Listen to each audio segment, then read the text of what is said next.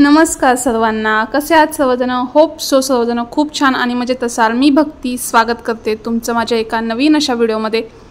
तर हा व्हिडिओ आहे आषाढ महिन्यातील। तर असं काही समजू नका की श्रावण महिन्यामध्ये आम्ही असं चिकनचं रेसिपी बनवली आहे म्हणून। तर आषाढ महिन्यातील ही आम्ही रेसिपी बनवलेली होती आणि व्हिडिओ मला व्हॉइस ओव्हर करण्याअभावी माझा अपलोड करायचा राहिला होता। तर आज मी बनवत आहे, म्हणजे त्या दिवशी मी बनवलंय पांढरा चिकन चा रस्सा, पांढरा रस्सा जो चिकन पासून बनवतो आपण तो। तर इथे घेतलेला आहे अर्धा किलो चिकन। साहित्य न सांगता मी डायरेक्ट तुम्हाला कृतीच सांगते।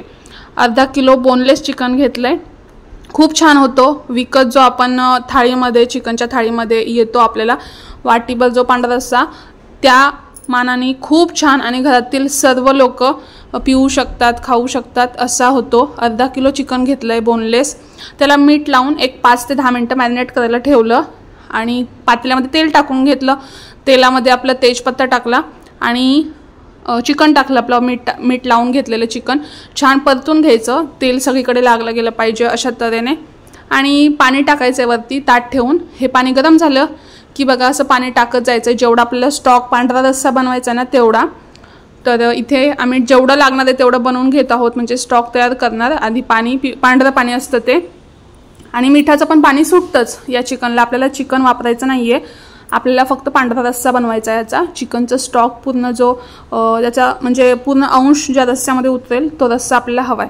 असं तुम्हाला जेवढं हवंय तेवढं तुम्ही ताटामध्ये पाणी ठेवून गरम करून ते ओतून स्टॉक तयार करायचा। आता या वाटणाकडे लक्ष देऊ नका। हे वाटण चिकन मसाला जी रेसिपी मी अपलोड केली ऑलरेडी त्याचं आहे, पण इथे मी क्रॉप करायला मला जमलं नाही। तर त्या पातेल्यामधलं जेवढं चिकन होतं ते आपण काढून घेतलंय बाजूला। स्टॉक जो आहे तो घेतलेला आहे।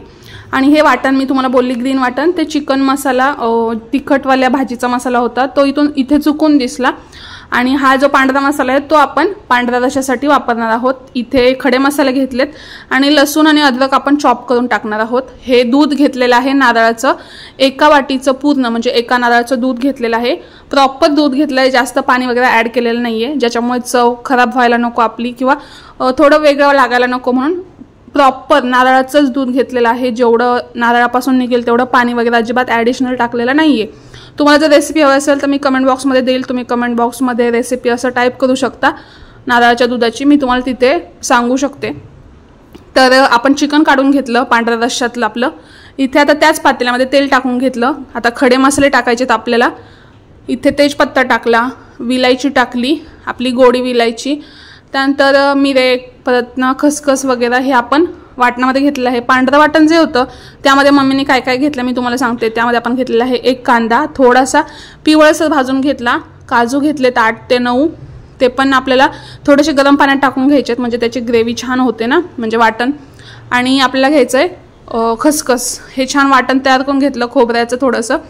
आता इथे खडे मसाले टाकून घेतले, अद्रक लसूण टाकला, थोडासा म्हणजे बोलतात ना मोठासा खलबत्त्यामध्ये वाटण टाकला, ज्याची टेस्ट दाताखाली खूप छान लागते।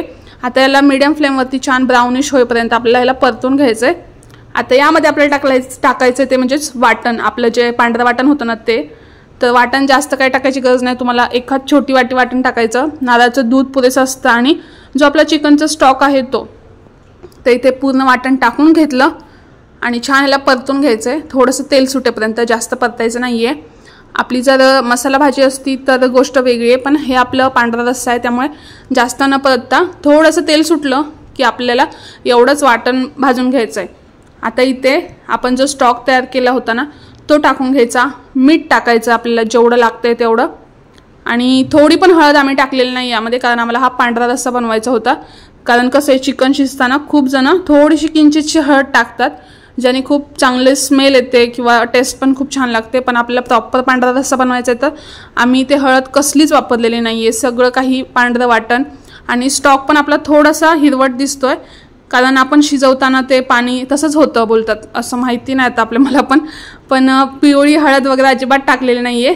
थोडंसं हिरवट दिसतंय तुम्हाला पाणी, पण पांढरंच आहे ते। आता उकळी आल्यावरती ते तसं दिसणारच थोडंसं हिरवट। आता याला उकळी आल्यावरती आपल्याला यामध्ये दूध टाकायचं, नारळाचं दूध। आणि एक गोष्ट लक्षात ठेवा कायम, आपल्याला नारळाचं दूध टाकल्यावरती त्याला उकळी येऊ द्यायची नाही, जेणेकरून आपला पांढरा रस्सा फुटू शकतो। म्हणून इथे या रश्श्याला उकळी आली की यामध्ये बघा आता पांढरा जो आपलं नारळाचं दूध आहे ते टाकायचं आहे आणि मग दॅट सेट आपलं तयार झाला पांढरा रस्सा। फुटू नये यासाठी उकळी येऊ द्यायची नाही आपल्याला या रश्श्याला, फक्त ढवळत राहायचं आणि गरम झालंय असं वाटलं, वाफा निघतात ना तेव्हा कळतं आपल्याला की गरम झालाय आपला रस्सा, तेव्हा आपल्याला हे गॅस बंद करून सर्व करायला घ्यायचं आहे, प्यायला घ्यायचं आहे।